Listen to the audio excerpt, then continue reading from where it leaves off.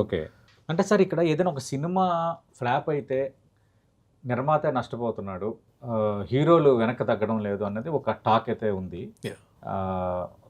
అలాంటి సందర్భాలు ఉన్నాయా? ఇండస్ట్రీలో ఉంటున్నాయా? సార్ ఎందుకంటే కాదండి, అందరి బాధ్యత కదా ఒక ఓటమి అనేది. ఒక బిజినెస్లో ఓనర్ అండ్ సిఇఓ ఉంటారు కదా. అవును. ఓకే, బిజినెస్ ఫెయిల్ అయితే ఎవరు బాధ్యత వహించాలి? ఓనర్ లాసు, సిఇఓకి ఏంటి క్విట్ అవుతాడు. అవును. సేమ్ అనుకోండి. ఓహో. ఇప్పుడు దానికి ఎందుకు మాట్లాడలేదు ఎవరు? అవును. ఎనీ బిజినెస్ అవును. సిఇఓ ఉంటాడు, సిఎఫ్ఓ ఉంటాడు, and there will be the president who might be the owner okay or the shareholders, board of directors ఉంటారు. ఇదంతా లాస్ అంతా వీళ్ళకే పడుతుంది. CEO he takes the salary and he is happy. అంతే. అవును. మహా అయితే షేర్లు ఉంటే కన్వర్ట్ ఇది పోతే. అవును. CFO he takes the salary. అందరూ తీసుకుంటారు కదా. అవును. వీళ్ళందరూ వెనక్కి ఇవ్వరుగా అవును. ఫెయిల్ అయిందని. సేమ్ అనుకోండి, everything will be happy. Okay. అంటే ఈ ఎగ్జాంపుల్ ఎందుకు నేను తెచ్చానంటే, మీరు కృష్ణ గారి కల్ట్ ఫ్యాన్ కాబట్టి కృష్ణ గారి కోసం ఇప్పటికి చాలా మంది చెప్తారు, ఇలాంటి పాడ్కాస్ట్ ఇంటర్వ్యూస్లో కూడా చెప్తారు. ఆయన చాలా గొప్ప మనిషి, ఫ్లాప్ అయితే రెమ్యునరేషన్ తీసుకోకపోవడం, మళ్ళీ నిర్మాతకి డబ్బులు ఇచ్చి పంపించడం, నెక్స్ట్ ప్రాజెక్ట్ నీకు ఫ్రీగా చేస్తానని చెప్పడం, అంటే అందరూ బాగుండాలని కోరుకునే ఆ తత్వం ఆయనకి ఉంది అని.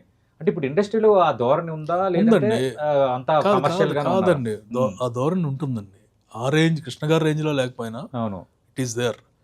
మహేష్ బాబు ఉన్నారండి, ఇందాక మేము 1 జరుగుతుంటేనే 1 ప్రొడక్షన్ కాస్ట్ ఎక్కువైపోతుందని ఇమీడియట్ ఆగస్ట్ స్టార్ట్ చేయించారు పర్టికులర్గా. ఓహో.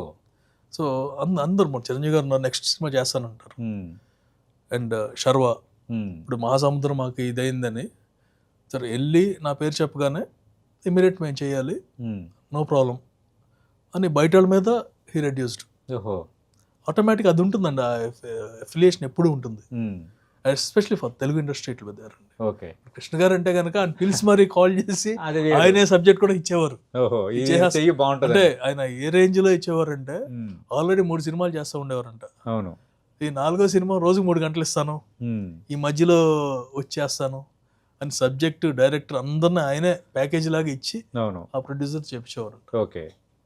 సార్ ఏంటి సార్ ఇప్పుడు ఈ రెమ్యునరేషన్స్ మీద కూడా ఒక డిస్కషన్ అనమాట. అంటే రెమ్యునరేషన్ ఎక్కువ తీసుకుంటున్నారు, సినిమా బడ్జెట్లు పెరుగుతున్నాయి, టికెట్ ధరలు పెంచేస్తున్నారు, ఎందుకు టికెట్ ధరలు పెంచాలి అన్నది ఒక వాదన. Sir it's demand and supply అండి.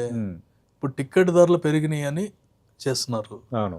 ఓకే, ఎంత పర్సంటేజ్ పెరిగింది, రైస్ ఎంత పెరిగింది, పెట్రోల్ ఎంత పెరిగింది ఆ రోజుకి ఈ రోజుకి అన్ని కంపేర్ చేసుకుంటే టికెట్ ధరలు ఇంకా బెటర్గానే ఉన్నాయి. ఓకే. సో అది ఆలోచించాలి. అంటే ఇది పబ్లిక్ మీడియా కాబట్టి తొందరగా బయటకు వెళ్ళిపోతుంది, శాలరీస్ పెరుగుతున్నాయి, అన్ని పెరుగుతున్నాయి కదా. అండ్ డిమాండ్ అండి.